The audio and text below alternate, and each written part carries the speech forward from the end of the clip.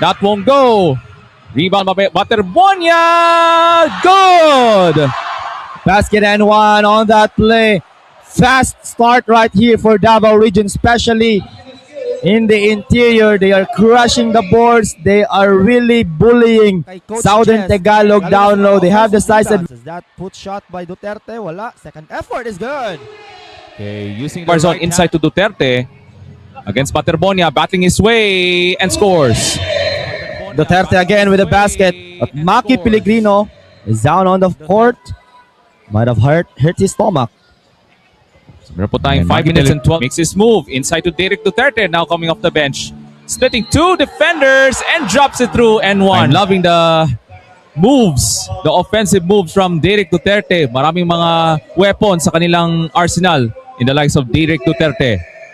Duterte right there putting it into his bag against Baterbonia. Mainting, three on the way. No. Rebound tracked down by Duterte. Got tumbled there inside and there's a whistle. 14-1. Still in favor of the Eagles ng Davao Region.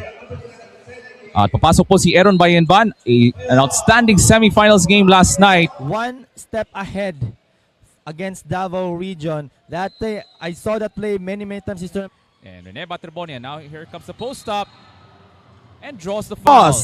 That's a steal. Duterte bumping bodies, makes it a 10-point lead. Baterbonia was out of the map on that. Excellent showing on the offensive end mula kang Derek Duterte to go in the third quarter. Duterte, strong move to the cup. Outmatched talaga si Rene Baterbonia. Look at that. I think Davao needs to do some doubling on the post. Gaya ng ginagawa nila kay Baterbonias. Baterbonia with the rebound.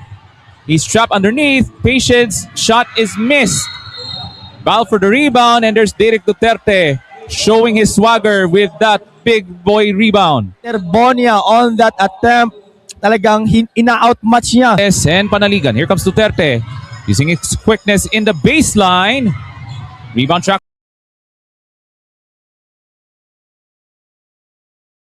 Duterte now at the high post. Looks to stop this run.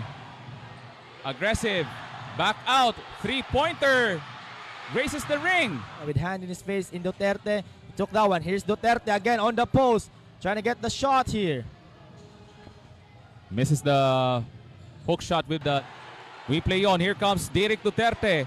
Muscling his way. He puts it up. Blocked by Baterbonia. The cleanup. Rolls out. Another chance. That won't go. Baterbonia stepped up his defense in the fourth. And seconds remaining. Duterte has to fire away as the shot clock was winding down. They still have time. Pushing the pace. Rebound tracked down by Baterbonia. And two more free by J Project Sports. That free throw is... They're trying to get the ball over to Duterte on the post. And that's two free throws coming up para dito sa Davao Eagles. To trim down the deficit. Foul line jumper. And rebound. Medal. Valencia. Great contest by Baterbonia. Going to work from the foul line. No go. And Baterbonia with the big boy rebound. Reno right racing down the court. He drives. Misses the layup. Baterbonia was fouled. It's in the fourth. Pellegrino. All the way. Baterbonia gets it right back. Especially on their sets. And this time they're trying to get the ball over to Duterte on the post. And that's two free throws coming up para dito sa Davao Eagles penalty. Great closeout from Panaligan. Baterbonia playing physical against Duterte. But still, andyan pa rin yung spirit ng sportsmanship between the Eagles ng Davao at ng Heroes ng Calabarzon. Tama ka dyan, Ray. Despite being so physical down low, nagkakabanggaan, andyan pa rin yung respect. So, later on, Pellegrino, Baterbonia throws it down but hold on, there's a whistle.